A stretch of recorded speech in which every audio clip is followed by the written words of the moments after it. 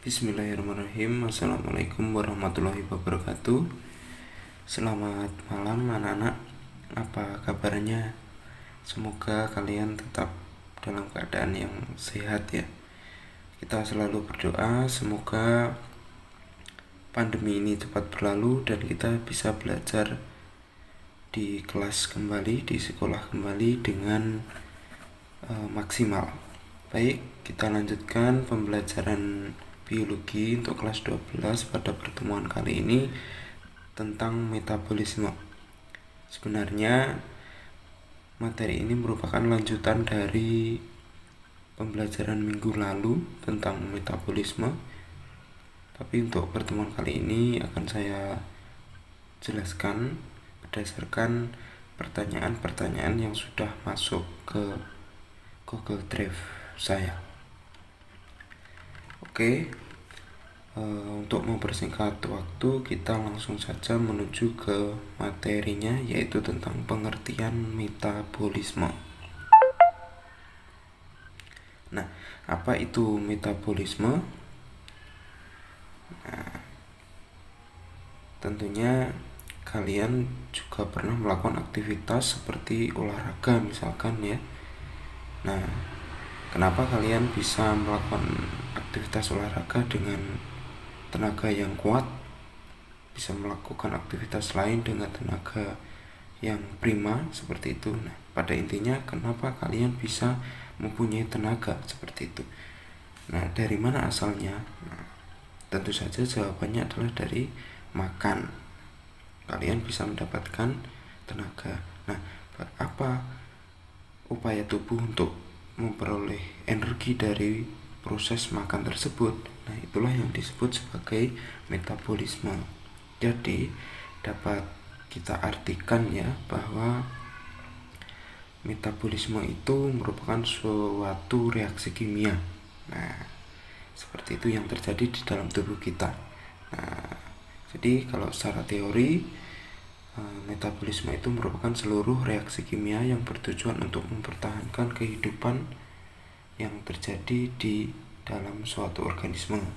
Nah, kemudian metabolisme itu sendiri dibagi menjadi dua. Ada katabolisme atau merupakan peristiwa atau reaksi yang membentuk atau menghasilkan energi. Jadi katabolisme itu bisa disebut juga sebagai proses pembentukan energi ya, dengan cara menguraikan senyawa organik untuk memecah suatu senyawa menjadi senyawa yang lebih kompleks. Contohnya saja peristiwa-peristiwa respirasi aerob dan anaerob. Respirasi aerob itu merupakan respirasi yang membutuhkan oksigen, sedangkan respirasi anaerob itu merupakan respirasi yang tidak membutuhkan oksigen. Kemudian ada anabolisme atau reaksi penguraian. Nah, di mana peristiwa anabolisme ini merupakan reaksi yang memerlukan energi untuk menyusun senyawa organik seperti karbohidrat, protein, lemak atau lipid, dan asam nukleat serta molekul-molekul lain. Contohnya saja peristiwa pembentukan makanan yang terjadi pada tumbuhan atau yang biasa kita kenal dengan proses fotosintesis. Nah, bagaimana prosesnya kita akan bahas lebih lanjut pada pertemuan depan. Sekarang kita belajar tentang enzim. Apa hubungannya enzim dengan proses metabolisme? Tanpa adanya enzim, maka proses metabolisme itu tidak akan berjalan secara optimal. Seperti itu adik-adik. Nah, jadi enzim itu merupakan penyupport atau penyemangat atau pemercepat dari proses metabolisme itu sendiri dengan cara dia menurunkan energi yang digunakan untuk metabolisme tanpa ikut ataupun mempengaruhi proses dari metabolisme itu sendiri. Jadi dapat diartikan bahwa enzim itu merupakan biokatalisator yang berfungsi untuk mempercepat reaksi biologis tanpa ikut bereaksi. Nah, biokatalisator itu sendiri apa? Itu merupakan katalisator alami yang ada di dalam tubuh makhluk hidup dari proses pembentukan protein atau penyederhanaan protein yang disebut enzim itu tadi. Katalisator itu merupakan senyawa yang bertugas untuk mempercepat suatu reaksi. Jadi dapat diartikan seperti itu.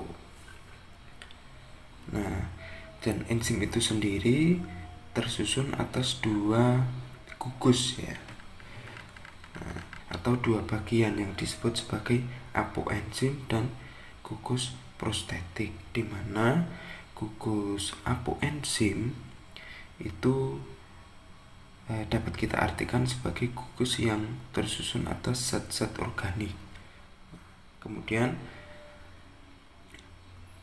tugasnya adalah untuk memindahkan zat kimia dari satu enzim ke enzim lain, contohnya FADH, NADH, serta vitamin B.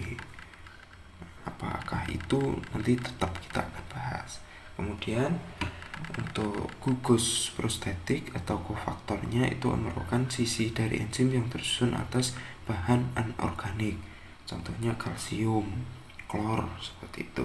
Tugasnya adalah untuk mengoptimalkan kerja enzim itu sendiri dalam proses menguraikan suatu senyawa kompleks. Jadi seperti itu adik-adik, dapat kalian baca sendiri seperti yang nampak pada layar kalian. Kemudian enzim itu juga memiliki sifat-sifat. Nah, secara umum enzim itu memiliki 4 sifat utama. Salah satunya adalah enzim itu sebagai biokatalisator, atau enzim itu tugasnya adalah mengubah kecepatan reaksi dengan menurunkan energi aktivasinya seperti yang saya jelaskan tadi. Kemudian enzim itu hanya bekerja secara spesifik. Jadi maksudnya enzim itu hanya bekerja pada suatu substrat tertentu ya. Jadi enzim A itu hanya mau bekerja pada substrat A untuk menghasilkan suatu produk B, misalkan seperti itu. Nah, contoh saja enzim itu bisa dikatakan ya sudah memiliki jodohnya sendiri-sendiri, seperti itu. Jadi kalau bukan jodohnya, dia tidak mau bekerja, maksudnya seperti itu ya. Kemudian enzim itu juga memiliki sifat-sifat yang lain. Nah, di antaranya enzim itu bersifat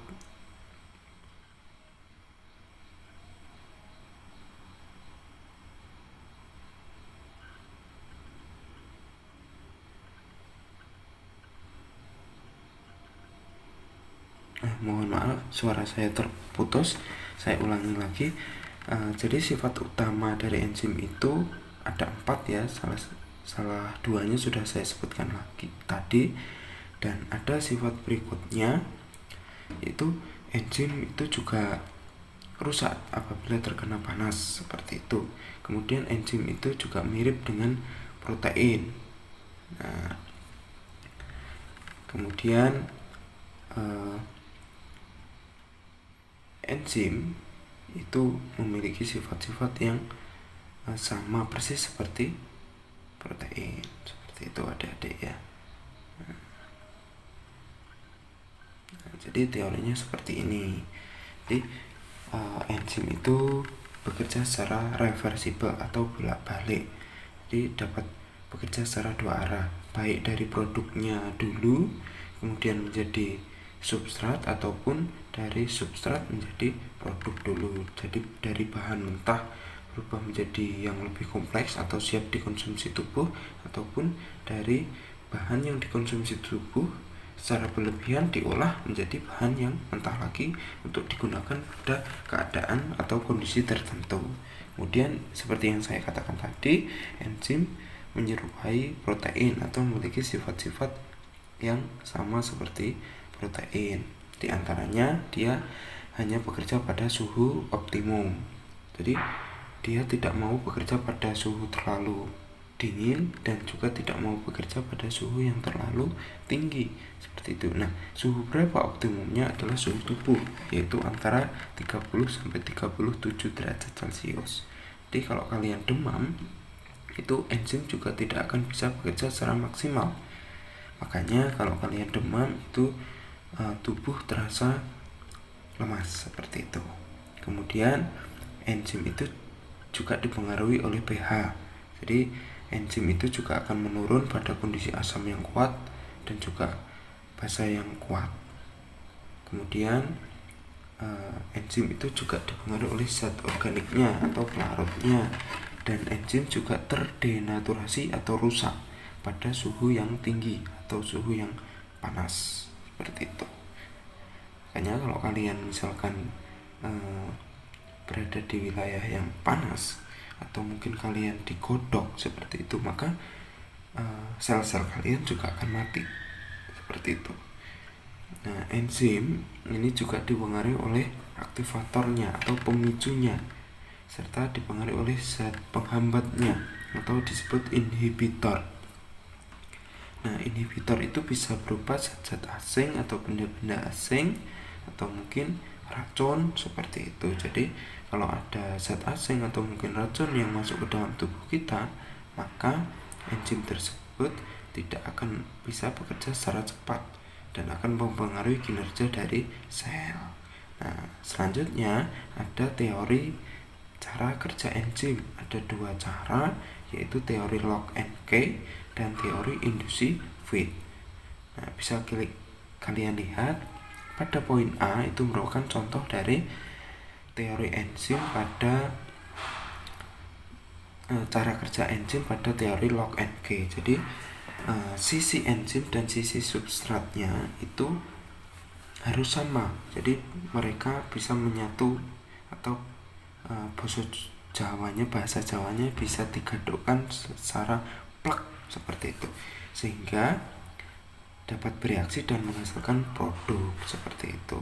Jadi kalau sisi enzim dan sisi substratnya itu tidak cocok, maka dia akan mental atau tidak mau bereaksi seperti itu ya. Kemudian ada teori yang kedua atau teori kecocokan induksi feed. Nah, pada teori yang kedua ini bentuk substrat dan enzim sisinya tidak sama, tetapi tetap bisa menyatu seperti itu. Itu karena sisi dari enzim yang saya tunjuk itu sifatnya adalah fleksibel, jadi lentur, dapat menyesuaikan bentuk atau sisi dari substratnya, sehingga dia bisa menyatu dengan sempurna antara substrat dan enzim, sehingga bisa menyatu dan bereaksi dan menghasilkan suatu produk seperti itu ya. Oke, jadi semoga pembelajaran ini dapat kalian tangkap, meskipun hanya sedikit-sedikit ya, dapat kalian respon dan dapat kalian serap. Apabila ada pertanyaan silahkan japri ya. Demikian, kurang lebihnya saya mohon maaf. Akhirnya, Assalamualaikum warahmatullahi wabarakatuh.